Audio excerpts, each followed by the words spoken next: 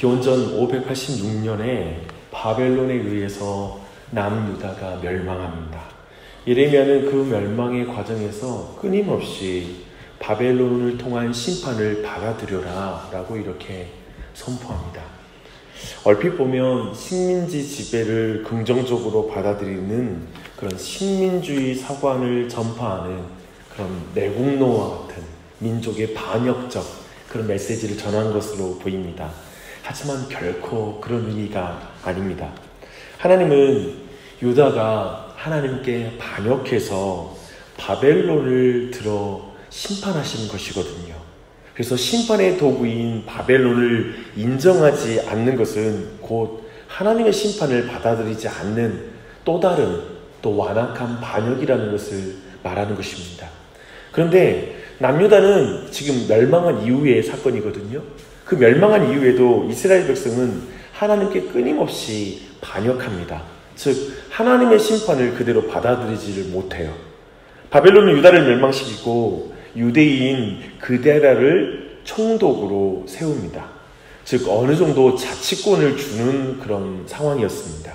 그런데 남아있던 유다의 유력한 자들, 그 중에 하나인 요하난과 군대 장관들이, 지휘관들이 그데라를 죽이고 소수의 바벨론 군인들을 또 죽이게 됩니다. 그래서 권력을 잡아요. 누군가는 그들을 민족주의자라고, 민족의 영웅이라고 말할지 모르겠습니다. 하지만 하나님의 편에서는 그들은 명백히 하나님의 심판을 받아들이지 않는 완악한 반역자들이었습니다.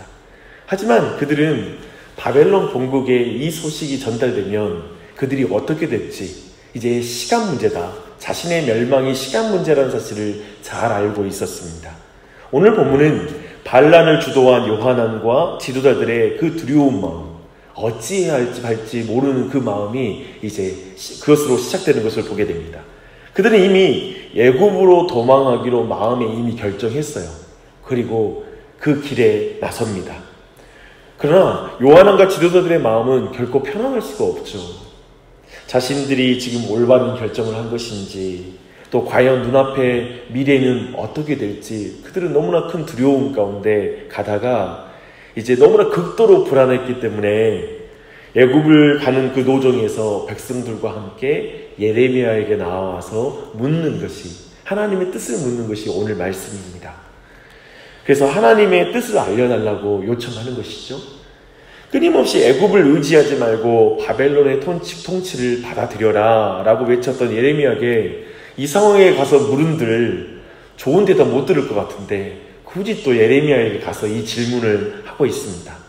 그러나 그들은 우리의 마땅히 갈 길과 할 일을 보여달라고 매우 구체적으로 간구해요. 잘 보십시오. 그들은 하나님께서 무엇을 말씀하시든지 자기들 마음에 좋든지 좋지 않든지 순종하겠습니다 라고 이렇게 말을 합니다. 그러면 하나님께서 이제 그 말씀대로 자신들이 행하면 하나님이 복을 주시지 않겠냐고 이렇게 말하죠. 정답을 잘 알고 있습니다. 얼마나 경건해 보이는지 몰라요. 이들이 회개한 것일까요? 하나님께 돌이킨 것일까요? 그들의 태도와 간구의 내용으로는 우리는 도저히 그들의 진심과 의도를 파악하기가 힘이 듭니다. 그러나 곧 모든 것이 다 드러나게 될 것입니다. 이제 열흘이 지나서 예레미야에게 하나님의 말씀이 임했습니다. 이 열흘 동안에 예레미야는 꼼짝하지 않고 하나님 앞에 나아가 기도했을 것입니다. 말씀이 임하자 예레미야는 자기에게 물었던 지도자들과 모든 백성들을 불러서 이제 하나님이 자신에게 하신 말씀 그대로 그들에게 전합니다. 하나님의 말씀은 전형적인 언약의 형태로 주어져요. 즉 하나님의 지시를 주고 그 순종 여하에 따라서 복과 저주를 베풀 것이라고 말씀하십니다. 하나님의 지시, 그들이 마땅히 갈 길과 할 일은 애굽으로 도망하지 말아라, 여기에 눌러 있어라, 유다에 머물러 살라라는 것이 하나님의 말씀이었습니다. 그러면 하나님께서 그들과 함께 계시고 그들을 지켜주실 것이야 라고 말하는 것이었죠. 그러나 만일 바벨론의 칼을 두려워서 애굽으로 피하게 되면 바벨론의 칼이 애굽까지 쫓아갈 것이다, 기근이 속히 애굽까지 쫓아갈 것이다 라고 이렇게 말씀하고 있습니다. 더욱 무서운 말씀이 붙여진 것이죠. 이렇게 하나님 말씀 그대로 전했습니다. 이제 그들의 진심과 의도가 다 드러납니다. 그들은 에레미야에게 무슨 말씀이 임하든지 그대로 행하겠다고 말했지만 에레미야는 그들이 실제로는 하나님을 속이는 태도 가지고 있었다는 걸 분명히 드러냅니다. 사실 그들이 원한 것은 애굽행이었어요. 그래서 그들에게 하나님께서 그래 애굽 가라는 말을 그냥 듣고 싶었어요. 생각해보면 상식적으로 그래요. 자신들이 지금 바벨론이 세워놓은 그 대단한 총독을 죽였기 때문에 자신들을 분명히 저 바벨론이 쳐 죽일 거야 라고 생각할 뿐이지 자신들에게 은혜가 입을 거라고 생각 안 해요. 생각해보세요. 지금 반역을 행하고 반역을 계속 행했잖아요. 그런데 하나님은 끝까지 은혜로운 말씀 주신 거거든요. 그래도 너희들이 여기 있으면 저 바벨론의 칼이 지금 그들을 지킬 정부는 없어요. 그들을 지켜줄 왕이 없어요. 그럼에도 불구하고 내가 왕이 되어서 너희 지켜줄 거야. 너희들이 반역하고 반역했지만 이번에 내 말을 듣고 순종하면 그러면 너희들 살려줄 거라고 은혜로운 말씀을 주신 거거든요. 근데 그들은 사실 그 말씀을 듣고도 지킬 마음이 없습니다. 그들은 유다에 남을 생각이 근본적으로 없었어요. 자기들의 애굽행 계획이 불안해서 마음의 평안을 얻고자 자신들의 계획에 대한 하나님의 승인을 좀 얻고 싶었을 뿐이에요. 그리고 마음의 위로를 얻고 싶었어요. 이런 식으로 원하는 평안은 거짓 평안입니다. 거짓 신앙입니다. 결국 그들이 무슨 말이든 하나님의 뜻을 따르겠다고 말하는 것은 단지 에레미야와 하나님의 마음을 사려는 얄팍한 속임수에 지나지 않는 것이죠. 이제 잠시 말씀의 교훈 앞에 우리 자신을 세우고 함께 기도했으면 좋겠습니다. 우리는 사람이 하나님의 말씀을 듣기 원한다고 할 때, 또 그리고 하나님 인도하심을 받기 원합니다 라고 할 때 그게 정말 마음 깊은 곳에서 나온 것인지를 돌아봐야 됩니다. 내가 원하는 답을 듣기 원해서 내 결정을 지지해주는 답을 얻기 위해서 말씀을 들으려고 할 때가 있거든요. 단지 나를 위로해주는 말을 듣기 원해서 말씀을 들을 수도 있어요. 참으로 순종하기 원함으로 말씀을 들을 때만 영적인 변화가 일어나는 것을 우리는 분명히 봅니다. 사랑하는 여러분, 항상 말씀을 보고 듣고 묵상할 때마다 이 말씀을 순종하기 원하는 마음으로 들어야만 온전히 믿음의 역사가 나타나는 줄 믿습니다. 그런 은혜가 있기를 바랍니다. 내가 정말 하나님의 뜻을 행하고 그 뜻에 순종하여 살기를 원하는지를 계속 물어야 돼요. 그래서 하나님께서 그걸 지금 이 말씀을 통해 우리에게 도전하고 계십니다. 또한 남의 마음이 아니라 자기 마음을 살펴야 할 줄 믿습니다. 본문에 나온 직접적인 교훈은 아니지만 하나님의 말씀을 순종할 말씀으로 듣지 못하는 그 대부분의 이유이기 때문에 이 부분을 우리가 한번 살펴볼 필요가 있습니다. 믿음의 선배들에게 자주 들었던 교훈이죠. 말씀 들을 때 누가 들었으면 좋겠다 하는 마음으로 듣지 말라는 거예요. 나를 향한 하나님의 말씀으로 들어야지만이 믿음의 역사가 나는 거예요. 자꾸 그 말씀으로 다른 사람에게 적용하는 것, 그리고 그런 태도가 말씀으로 스스로 회개하는 것이 아니라 또 다른 사람을 정죄하는 모습으로 나타나거든요. 말씀 들을 때 그 말씀 가지고 전혀 자신이 영향을 안 받아요. 이 말씀으로 다른 사람을 비난하는 데 쓸 때가 있습니다. 그런 경우 말씀을 듣는 태도는 뭘까요? 스스로 하나님의 뜻을 행하고 그 뜻에 순종하여 살기를 원하는 것이 아니라 자기는 이미 그렇게 살고 있다는 거예요. 다만 저 못하는 사람을 위해서 이 말씀이 필요하다고 생각하는 거예요.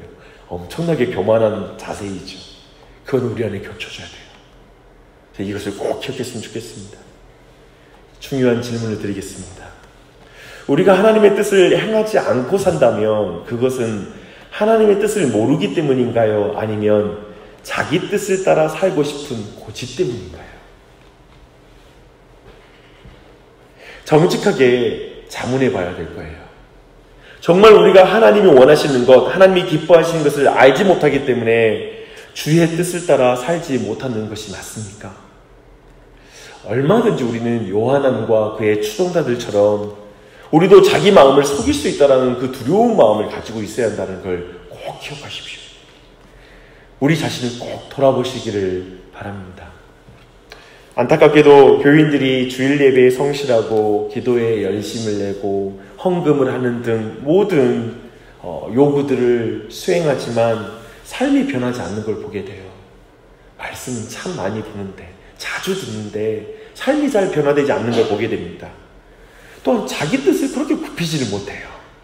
그리고 자기 뜻대로 안 되면 그렇게 화를 내고 근심하는 경우를 우리는 많이 보게 됩니다. 그 근본에 들어가면 사실 하나님이 아니라 애굽을 의지하는 불신앙이 마음 깊숙하게 산 곳에 자리 잡고 있는 것을 보게 됩니다.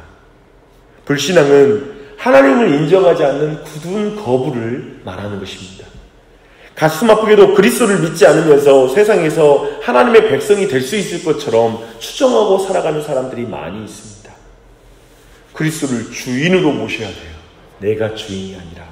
주 안에 사랑하는 여러분, 애국과 같은 정치, 종교, 철학, 제도, 전통에서 구원을 찾으려고 하는 모든 시도는 철저하게 실패할 것입니다.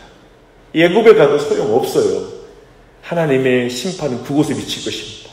속히 그곳에 칼과 기근이 임할 것입니다. 순전한 마음으로 예수님께 피하는 은혜가 있길 바랍니다. 예수님께 도망치십시오. 예수님께 도망쳐야 돼요.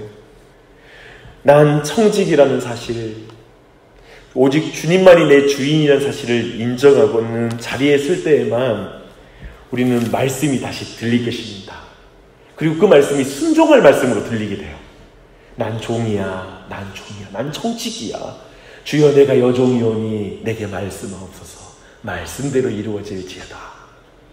우리 지난 주일 말씀처럼 예수님이 하신 말씀대로 순종하라고 말했던, 하인들에게 말했던 그 말씀, 그 자리에 설 때만 말씀이 들리기 시작해요. 그리고 말씀을 내가 순종할 말씀으로 행하게 돼요. 그래서 오늘 말씀이 있는 모든 오류를 극복하고 우리를 바른 곳으로 인도하게 됩니다. 사랑하는 여러분, 오늘도 종으로 사십시오. 청지기로 사십시오. 그 마음으로 기도하는 은혜가 여러분 모두에게 넘치기를 축원합니다. 기도하겠습니다.